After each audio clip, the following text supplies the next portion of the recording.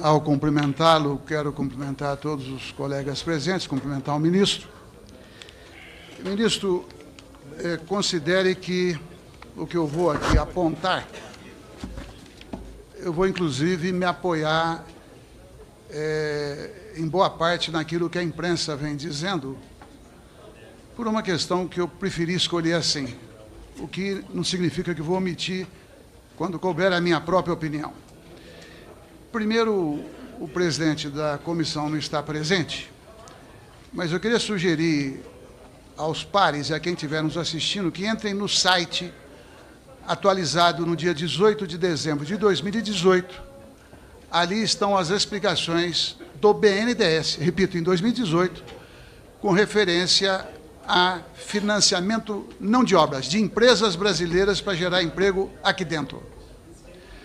Segundo, também, como eu não quero entrar em determinadas observações que aqui foram feitas, porque não creio que é a melhor maneira de aproveitar a sua presença aqui, nós temos muito tempo para debater outros temas.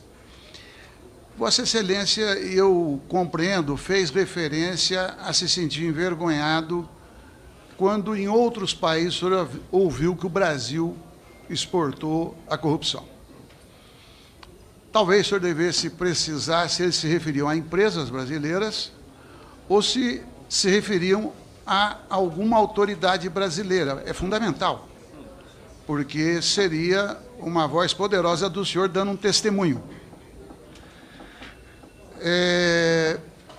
Mas o senhor também, e se o senhor quiser, o senhor pode comentar, em 2011, e pelo menos em mais uma oportunidade, o senhor fez a defesa das realizações do governo Lula, dizendo, inclusive, que a presidente Dilma era a primeira mulher a assumir a presidência e que ela tinha grandes tarefas. Uma delas era continuar o legado do então ex-presidente Lula. Eu não estou colocando como crítica, é porque eu quero conhecer exatamente aquilo que o senhor procurou externar. O senhor falou de valores, o senhor falou da democracia, falou de ideologia. Não é fácil, em pouco tempo, a gente tratar de tudo. Então, eu quero dar uma sequência minimamente lógica. O senhor falou que a visão do Oriente Médio hoje está ultrapassada. Que não há, digamos, uma disputa, como muitos poderiam ver, entre o mundo árabe e os israelenses. O Brasil, historicamente, sempre se relacionou bem com Israel, mas, ao mesmo tempo, sempre defendeu dois Estados.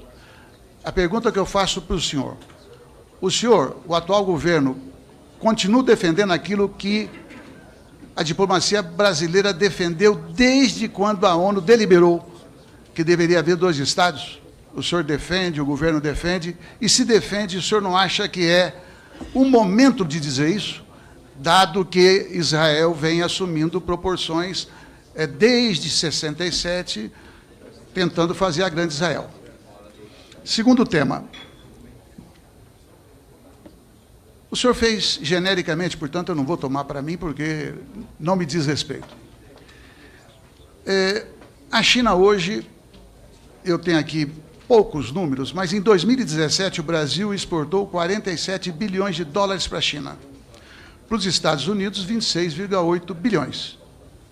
Em 2018, para a China, foram 67 bilhões de dólares, para os Estados Unidos, 28 bi. Pois bem, o superávit em 2017, quando exportamos os 47, foi de 20 bilhões de dólares, China.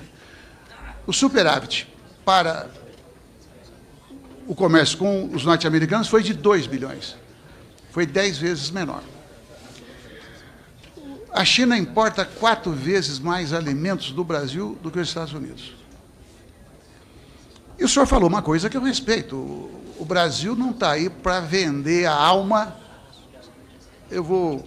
Não é a sua palavra, eu vou facilitar, a troco de alguns trocados, não é isso? Eu acho que é uma boa posição.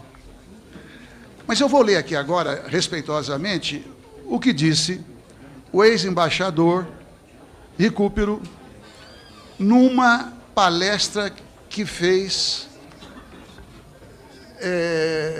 no Centro Brasileiro de Relações Internacionais, no Instituto de Políticas Econômicas Liberais, Casa das Garças. Recupero, submissão de Ernesto Araújo ao Washington não respeita, aspas, decência, soberania ou patriotismo. Ele aqui tece várias considerações, mas o tempo não me permite. A pergunta que eu faço para o senhor não tome como provocativa, mas quando o Brasil vai para Washington através de seus representantes legítimos, o presidente, o ministro escolhido e outros da equipe. E ali nós cedemos para um pedido norte-americano de que o Brasil deveria abrir mão das taxas especiais da OMC.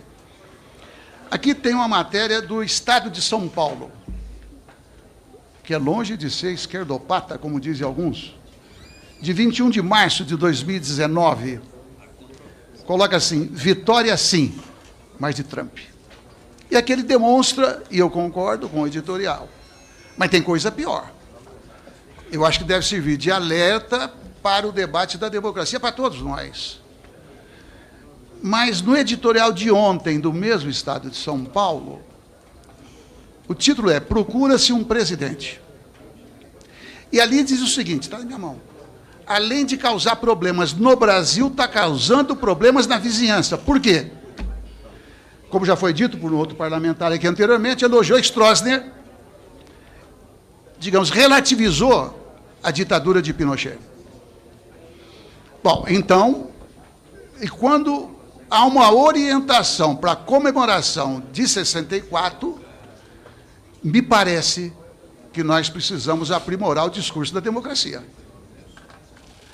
Aliás, ontem saiu uma nota do Ministério Público Federal, que os senhores tomaram conhecimento, onde, com base na Constituição e na lei, questionam duramente o próprio presidente da República. O Estadão fez um outro editorial no dia 7 de janeiro de 2019, e ali fazem referência ao seu discurso inaugural, quando o senhor tomou posse.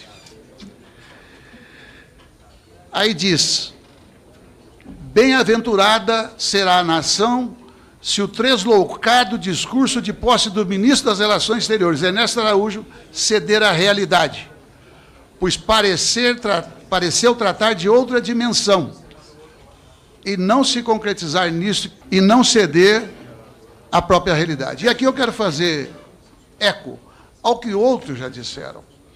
Quando o senhor disse, me parece na aula inaugural, aula magna, para os novos alunos do Itamaraty, ou, não sei se foi ali, me perdoe, mas o assunto é, nos últimos 500 anos o Brasil errou. O senhor imagina se isso tivesse acontecido, como é que a imprensa